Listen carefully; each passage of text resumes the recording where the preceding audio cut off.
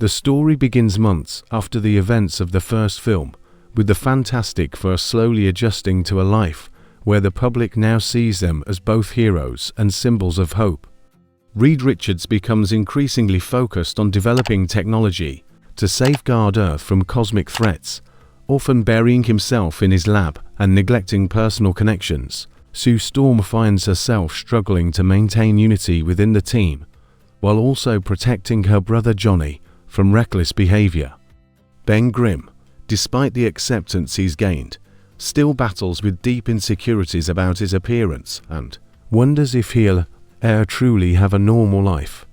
This quiet period of uneasy peace is shattered when Reed detects a massive energy surge from deep space. Johnny Storm is the first to push for action, eager for excitement and glory, but Sue warns against rushing in without knowing the cause. Reed, haunted by past mistakes, takes a cautious approach and begins analyzing the readings, finding patterns that suggest an approaching entity of unfathomable scale.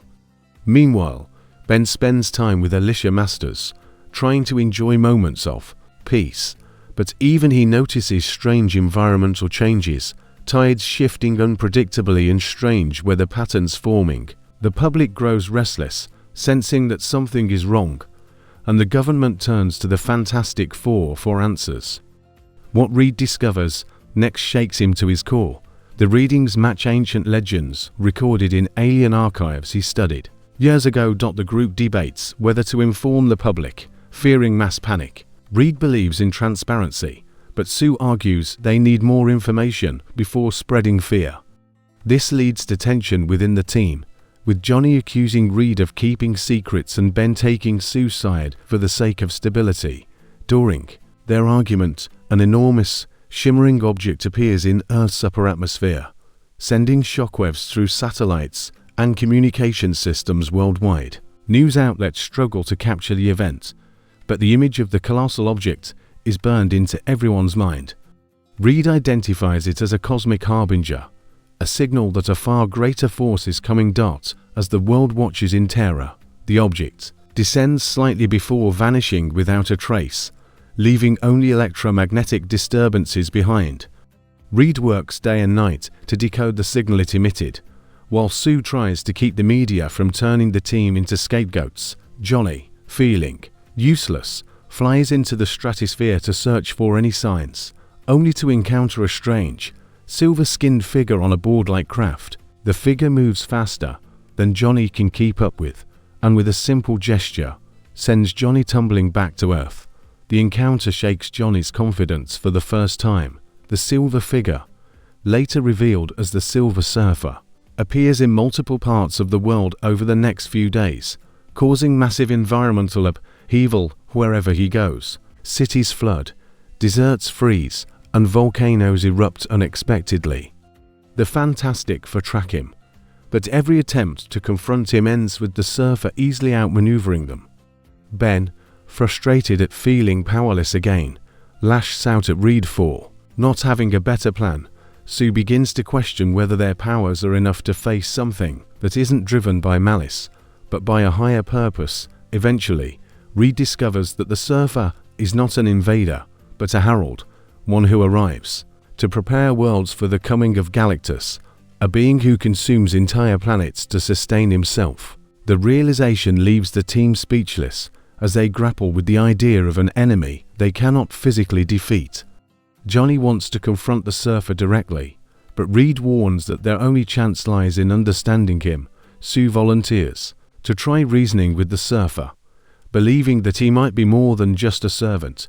Sue tracks the surfer during one of his passes over the Arctic and manages to trap him briefly using a combination of her force fields and environmental conditions. In the brief moments they speak, she sees a glimmer of conflict in his eyes. He reveals that he once had a home and a family, but sacrificed his freedom to save his own world from Galactus. Their connection is cut short when the surfer breaks free and warns her to leave before it's too late. Sue returns with a new perspective, convinced that the surfer could be persuaded to resist Galactus. Meanwhile, Galactus's presence begins to manifest in the sky as a distant, monstrous silhouette that blots out the stars. World governments panic and prepare evacuation plans, though Reed knows they are futile. The Fantastic Four face their greatest dilemma: fight the surfer and hope to stop the signal, or convince him to betray his master. Ben and Johnny argue over the risks, while Sue presses Reed to trust in her plan. The surfer, torn between duty and conscience, starts avoiding the Fantastic Four altogether, but Sue manages to reach him once more. She speaks to his humanity, reminding him of the people he's trying to save and the life he once had. Her words begin to break through his emotional barriers, but before he can act, Galactus's full form begins to emerge near Earth's atmosphere, sending shockwaves through the planet. Reed uses all his resources to create a device that could sever the surfer's connection to Galactus's control. The team races against time, with Ben piloting a modified craft while Johnny distracts the surfer. In an intense confrontation, Johnny pushes himself beyond his limits, absorbing so much cosmic energy from the surfer that his body begins to destabilize. Despite the risk, he manages to channel the energy into Reed's device, temporarily weakening the link. The surfer, now freed, confronts Galactus directly. Knowing the battle may cost him his life, he channels his cosmic power into a single, devastating strike that forces Galactus to retreat. Though the entity promises to return, the strain leaves the surfer barely conscious, and the Fantastic Four pull him to safety as the sky clears. In the aftermath, the world celebrates the Fantastic Four as heroes, though they know the real victory belonged to the surfer's sacrifice. Ben begins to feel more at peace with himself, having seen courage in a being who was once trapped in a fate he didn't choose.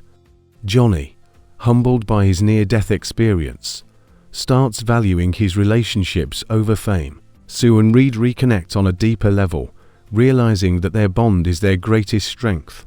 The surfer, recovering slowly, chooses to leave Earth to wander the cosmos in search of redemption. Before departing, he warns Reed that Galactus is not the only danger lurking in the universe. The Fantastic Four stand together, gazing at the stars, aware that their role as Earth's protectors has only just begun. The film closes with Reed quietly working in his lab, not on a weapon, but on a way to prepare humanity for the vast universe. Ahead, Sue stands beside him. Benny's laughing with Alicia in the background, and Johnny's telling stories to a group of fascinated kids.